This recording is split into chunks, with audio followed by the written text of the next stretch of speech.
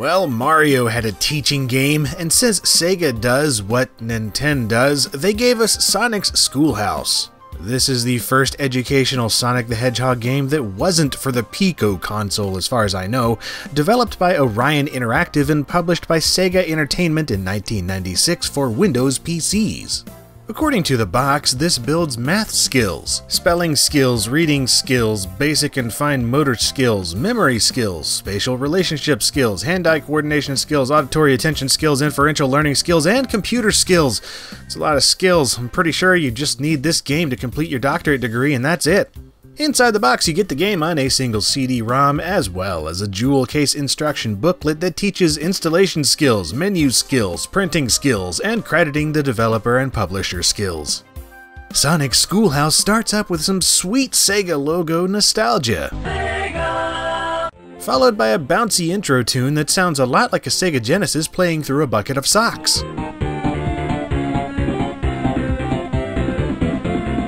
Yay, it's Sonic! I'm Sonic. Ah, you're not Sonic. What's with your voice, dude? Or lady, I guess? Click on me for help. Nah, I think I'll just leave instead. You're gonna come back soon, right?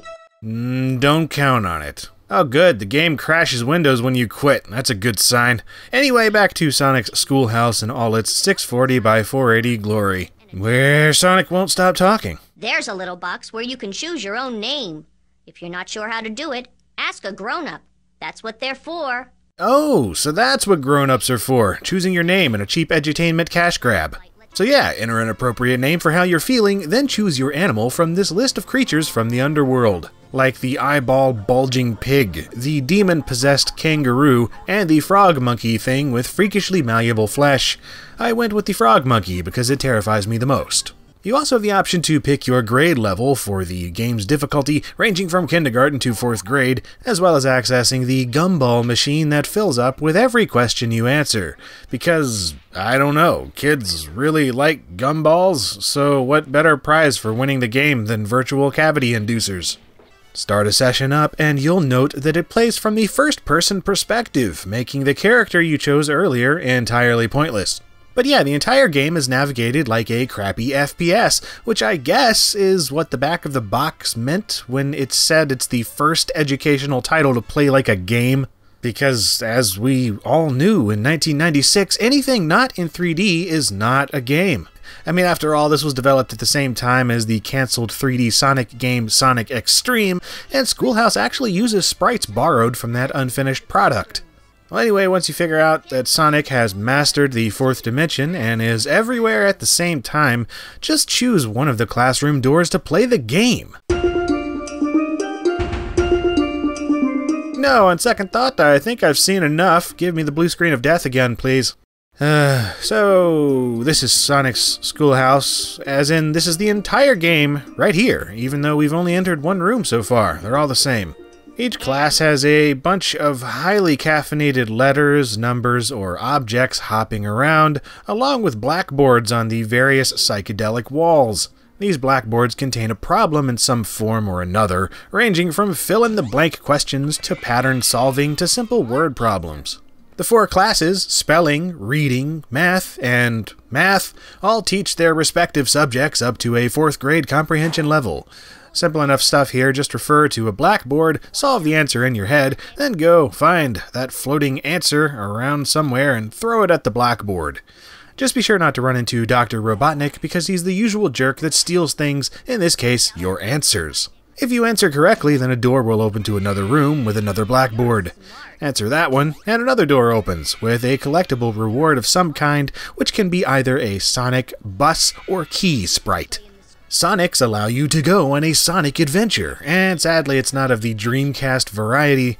The first adventure is a ring-collecting minigame where you bypass enemies, collect 5 rings, and that's it. Dang, that was fast, but I guess Sonic would have it no other way. The other one is a simple memory match game where you look at question marks that turn into statues and you have to match them up.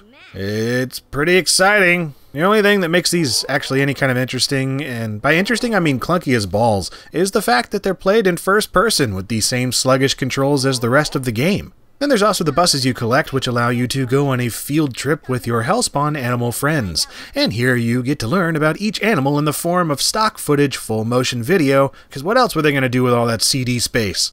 Good day, mate. That's how we say hello where I'm from. That's Australia, in case you didn't pick up on the accent. Yeah, the accent totally gave it away. That was a dead-on Australian accent right there. And finally, the keys that you collect allow you to open doors in the classrooms without answering any questions, meaning that one of the main rewards for answering questions is not answering questions. Always a solid addition to an educational game. Oy, Sonic Schoolhouse. It can be summed up by this random occurrence right here. That's about all I've got to say.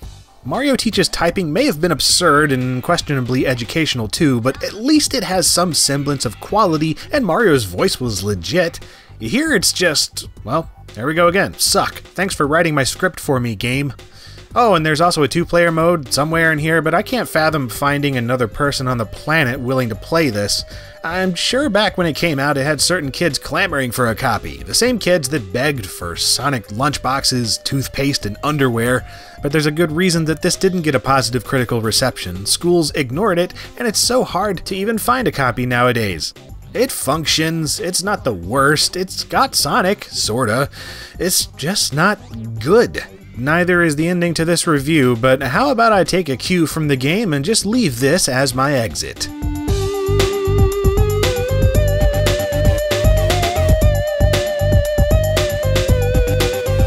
You're gonna come back soon, right? After all, there's more edutainment here on LGR and new videos every Monday and Friday otherwise.